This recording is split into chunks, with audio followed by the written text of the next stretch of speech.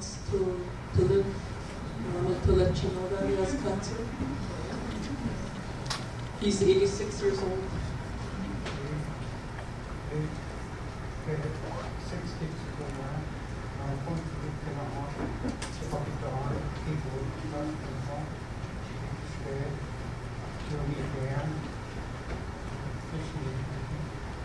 When I was 6 years old, my grandmother taught me how to fish and hunt and trap.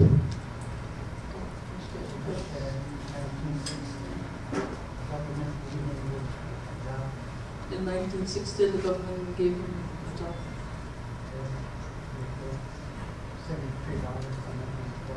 He got paid $73.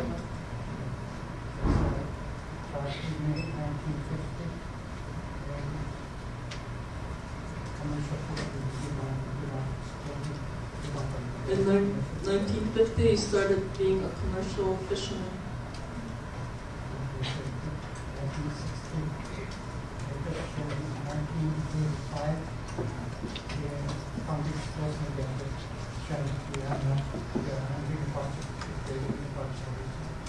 In 1985, he started showing symptoms of a sickness where he would fall and trip, and he couldn't work very well. He couldn't see very well.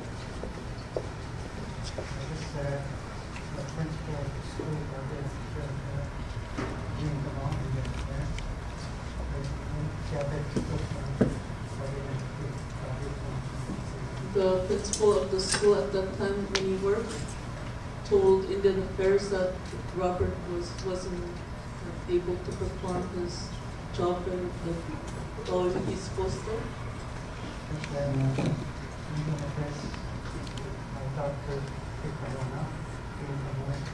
Then Indian Affairs told his doctor, Dr. Tori,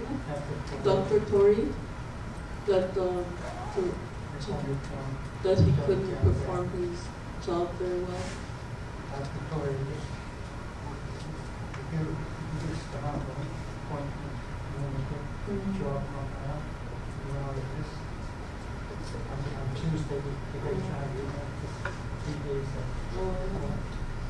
So he says that Dr. Tori made arrangements to see a neurologist within 3 days. He went.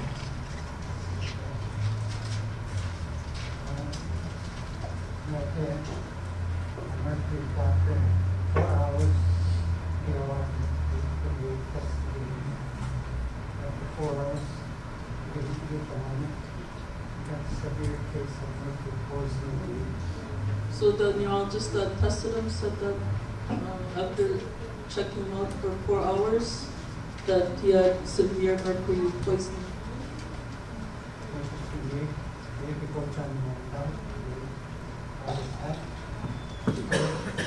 Seizure, eye cancer, stomach cancer, He's lost his hearing, and the doctor told him, you will worry about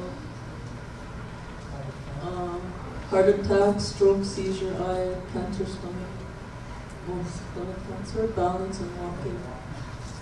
That's what the doctor told him the symptoms were.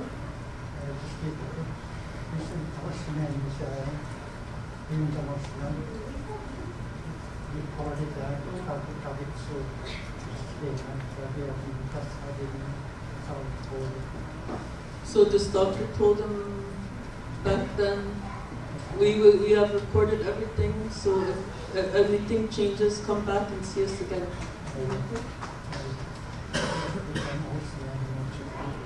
If your ailments should get more and worse.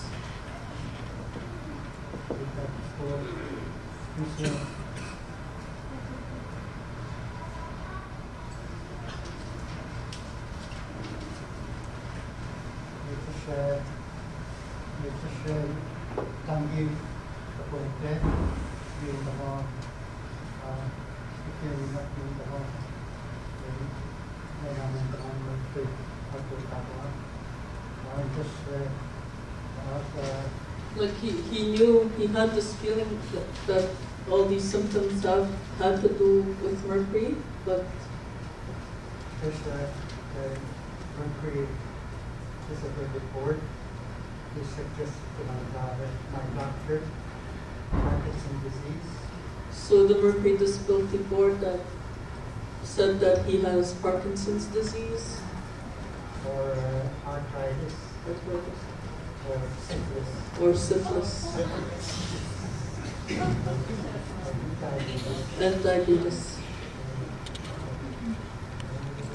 He laughs because he's 86 years old and he said he can't get around, so.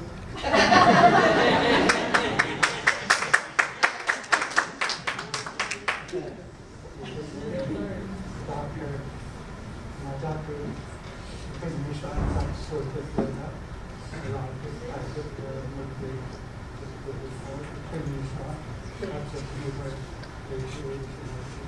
His doctor disrespects him in the way that he'll listen to the other neurologist, the Mercury Disability Board, and he'll accept all those ailments that were listed, like all those Parkinson's and those other sicknesses, and he'll not accept that he actually has mercury poisoning. So they'll say all kinds of different ailments just to give an excuse so they'll say that it's not mercury poisoning.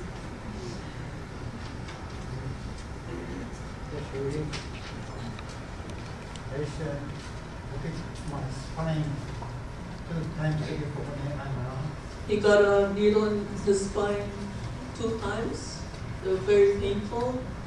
It was 2 weeks, deep spine. He had to wear an IV for 2 weeks. And his arm got really big from the IV. They didn't put it in a vein. And it just made his arm go up. And he still has the mark from when he got that little marker. 2 weeks. He worked for 2 weeks.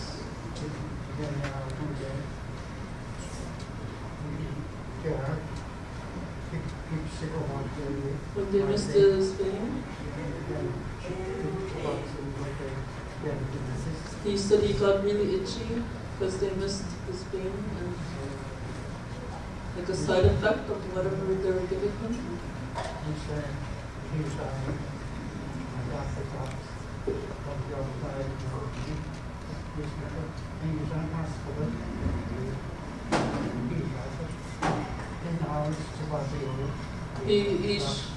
He showed his doctor, and his doctor sent him to the emergency. You have to wait 10 hours. Wait 10 hours. So he left. He didn't want to leave.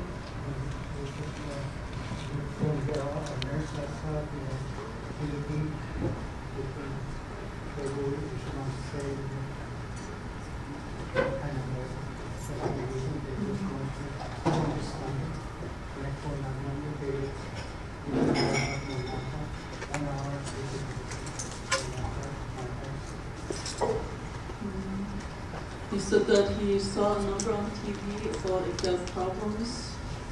People in the system.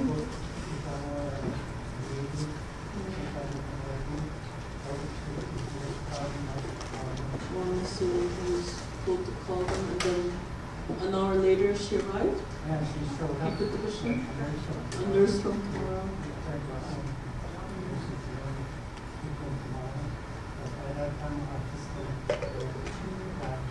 He already took the IV out and the battery.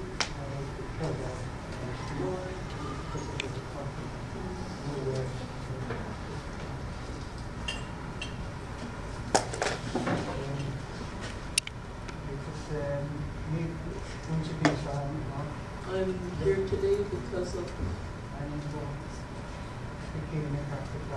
whatever the doctor said. I have 6 months to live. I'm not listening to that. I want to help as much as I can before I pass on.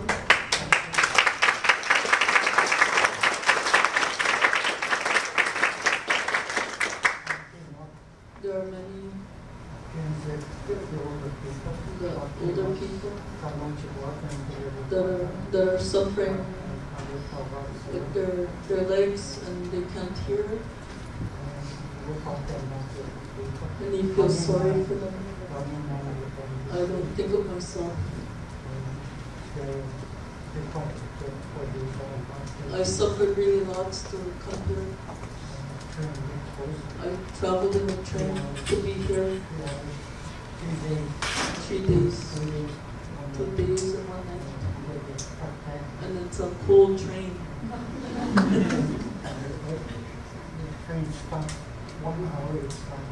We sit there for 1 hour.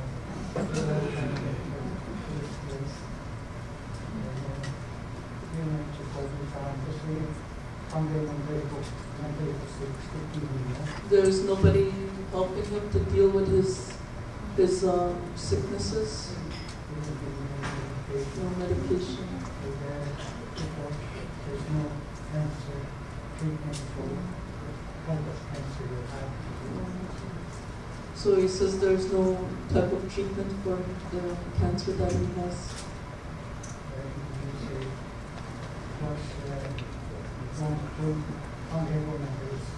So he doesn't take anything intention of it? He just uses traditional medicine to take care of his cancer and for now. And he will not take surgery.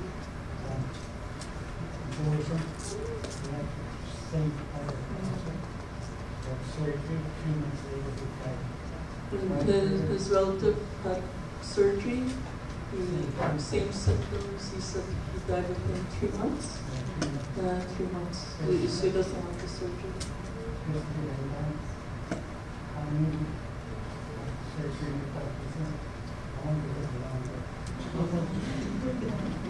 He wants to live longer, so he doesn't want the surgery.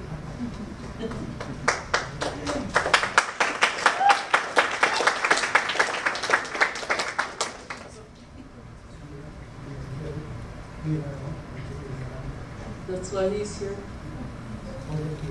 For the people, not for himself.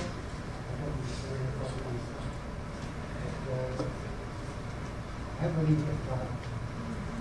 I don't believe that the doctors say that 6 months. God will decide. He says that God will decide when he will leave.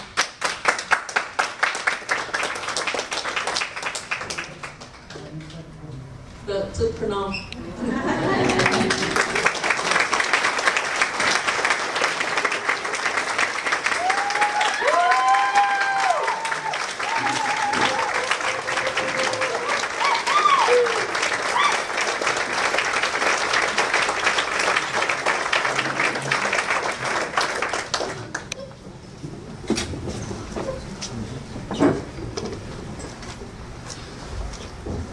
Thank you so much.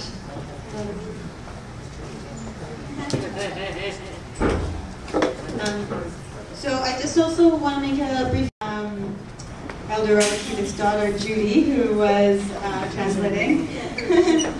So Judy Da Silva, who lives in Grassy Narrows, and has traveled the globe to raise awareness of the effects of mercury and clear-cut logging on her home. Dr. Hanada mentioned some of Judy's travels to Japan.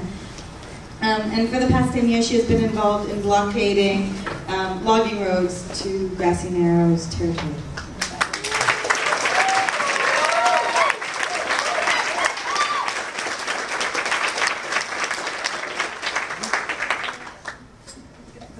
First, I wanted to acknowledge the land that we're on here, and then go on Shnabit, that the Punjab, that we're going to show you.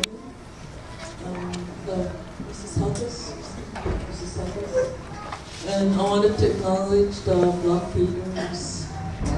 Barbara back there, Nipwin, my sister.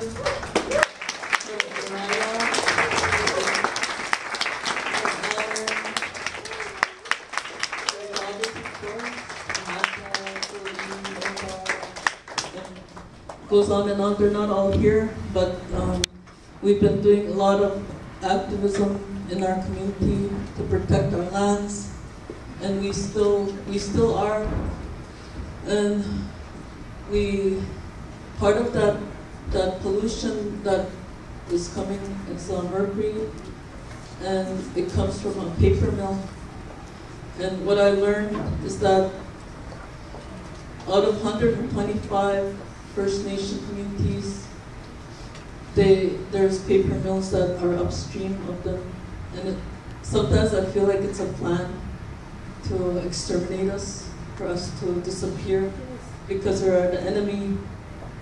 Because as long as we're here, Nishnabeg, then we are in the way.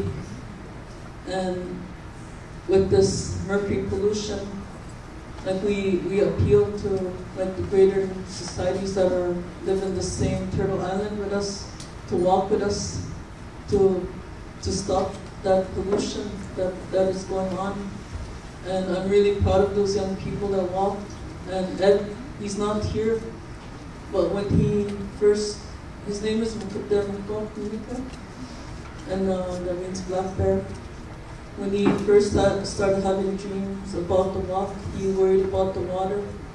And he said, I keep having dreams about water. And he wanted to fast. And it's been going on for a long time. And then with this River Run rally, he said, I'm going to walk over there. So it's just like kind of like good timing along with his dream. And then these young people walked with him.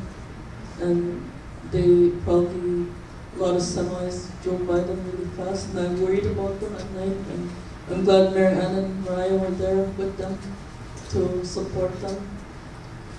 But this mercury issue thing, like the government told us in 1997 that the mercury was gone, and there's just Roberta, me, and Jennifer Roberts, they're a nurse in Grassy, and I wouldn't have thought nothing. I would have accepted when he said the mercury's gone. But then as I started seeing, I work in a daycare, I started seeing children that have seizures, and a baby was born with cancer, and he's just a little baby. They're able to take the cancer out of him, but since then there's been other similar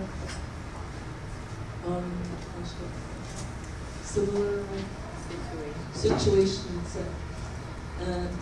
And to me it's been an alarm, and we did 4 contaminant studies, and we found that there is still mercury in the water. And it made me understand that maybe that's why these children have asthma, and there's just different neurological problems. There's little children that can't talk when they're 4 years old. And there's just different things that I've seen as a daycare worker. And I also want to say that it's not just an isolated situation. It's just that you got to open your eyes to your population around you. Like if there's high cancer rates or thyroid disease, there's got to be something causing that. Because naturally we're supposed to be healthy, but all these chemicals are affecting us. And I worry about the young women that are baby carriers, you know, like what kind of genetics are changing in there because of the chemicals. And all these events we're doing is to bring awareness to that. People keep saying, okay, that was like 1950s, that was 1970s, you know, why do you keep bringing this up? It's because nothing's changing, and we're still here, and our people are still feeling the effects.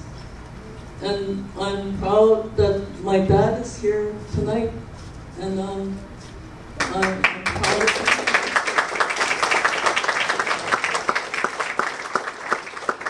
Right now in Grassy Narrows, he's the oldest elder. Many of our elders have passed on, so there's still a few elders in Grassy. They're our knowledge keepers. They're the ones that hold that history, and they're the ones that used to tell me, Bertha Pirigwan used to tell me, don't give up, just keep going, you know, keep doing those studies, because that's going to help us. And she's gone. And another one's Mary Ann Kiwaitan. She used to tell us to keep doing these things. And tomorrow we're having a fish fry, brought fish from Grassy Narrows. But we're already getting possible problems through security and all that. So we're hoping everybody can show up tomorrow. And we're going to be there 9:30, and me and my sister Barbara are going to start the fire, to make that fire and start cooking our fish and join the meal with us. And then Friday is the River Run Rally. I hope everybody will be there. And I wanted to leave time for questions. I don't want to talk too much, but I just wanted to tell you that as long as I'm here, I'm going to keep fighting.